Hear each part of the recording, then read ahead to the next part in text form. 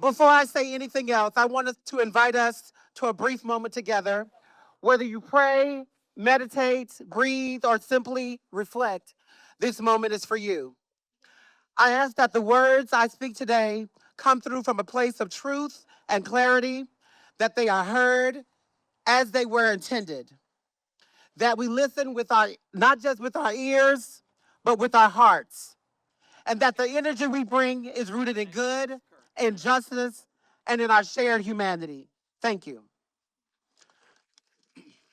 All right, let's do this. I'm standing here today on the steps of the Florida Capitol, and I can't help but remember my childhood. I was raised about an hour and a half away from here, in a place you may know as Panama City. My family came to see every single year for the Florida A&M University Parade. And every time I remember seeing this building, the Capitol, standing tall and symbolic, standing as a symbol of promise, democracy, and belonging. Well, at least I thought. Like many of us, I stood in classrooms with my hand over my heart and recited, as I was taught to believe in, I pledge allegiance to the flag of the United States of America and to the republic for which it stands, one nation, under God, indivisible, with liberty and justice for all. We said those words with confidence, with truth, with belief. We were taught that liberty meant freedom, that justice meant fairness, and that for all actually meant everyone. So today, standing here as a Black trans woman, I ask, when did for all stop including us? How does a nation that claims to be indivisible pass laws that single out transgendered people? How does a state that teaches liberty restrict health care, education, and safety? How does justice for all turn into justice for some, while the rest of us are told to wait, to hide, or to leave? Because when we trans people are legislated out of public life, when families are forced to flee, when students fear bathrooms more than exams, this is not liberty. This is not justice. And this definitely is not for all. And let me tell you what that looks like in real life. I think about Jennifer, a trans woman, her first year in student in South Florida. Jennifer should be worried about finding her classes, making friends, figuring out who she's becoming. But what most people don't have to think about twice, she has to worry about which bathroom can I safely use. Not because she's doing anything wrong, not because she's a threat to anyone, and not because the laws and rhetoric have turned her existence into public scrutiny. No one should have to worry, thank you, about being harassed, assaulted, or harmed for just using the bathroom. Yet this is the daily reality that trans women live with. And then there's Stefan, a young trans masculine college student in our state.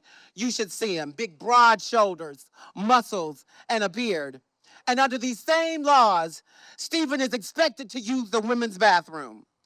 Ask yourself, who does this protect? These policies do not create safety, they create fear. At TransInclusive Group, I hear these stories every single day. I think about Gabriella, a mother of a transgender child who had to leave Florida so her child could receive medically necessary health care. No parent should have to flee their home to protect their children.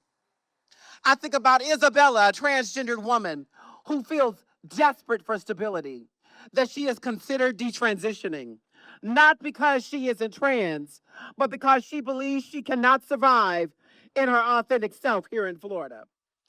And if you think these attacks stop with trans people, let me be clear, they don't.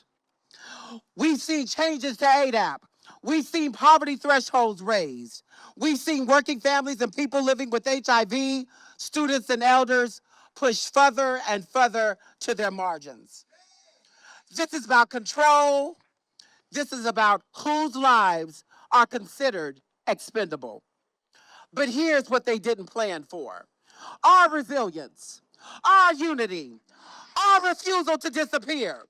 Because whether you are a trans woman, a trans man, non-binary, black, white, brown, whether you're queer, straight, questioning, or an ally, we stand together.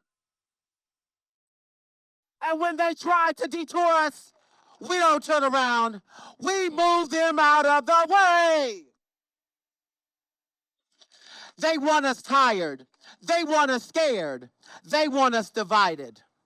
But look around. We are still here. This is our call to action. Show up. Speak out. Vote. Protect trans children. Support trans-led organizations. And do not stay silent. Just because their attack isn't aimed at you directly today, it may be tomorrow. When I say let us live, I want you to say we're not backing down. Let us live. Let us live. Let us live. Because when we are still here, we are still standing, and we are not asking for permission to exist. We are here, we are visible, and we are not going anywhere.